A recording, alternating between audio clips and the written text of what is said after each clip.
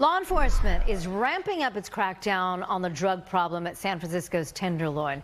Today in the Bay's Bob Redell joins us live now. Bob, is the crackdown, are they finding that it's working at all?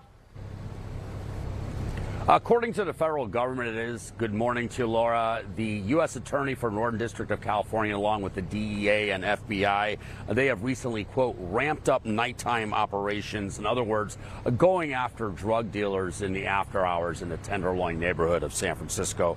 And so far, they say they have seized more than 5 pounds of meth, 11 pounds of fentanyl, more than $20,000 in cash, and issued more than 20 federal criminal complaints. You might recall last November, the federal government announced a, quote, all-hands-on-deck approach by putting a special focus and more resources into cracking down on drug crimes in the Tenderloin. In a news release, the U.S. Attorney says that in the several months since then, a number of drug dealers have been sentenced, and some have been extradited back to their home country of Honduras.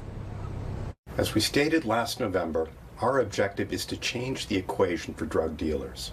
As the consequences of choosing to supply drugs in the Tenderloin become more severe, dealers and suppliers are going to have to reassess their risk. Is it worth it? We aim to show them the answer is no.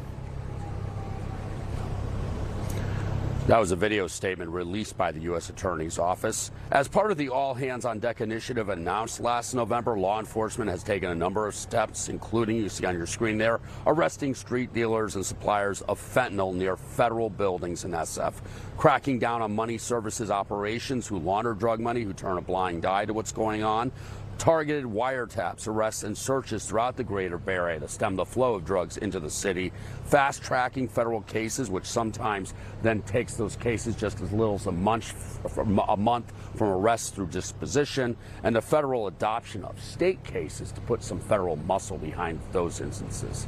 Reporting live, Bob Redell, Today in the Bay.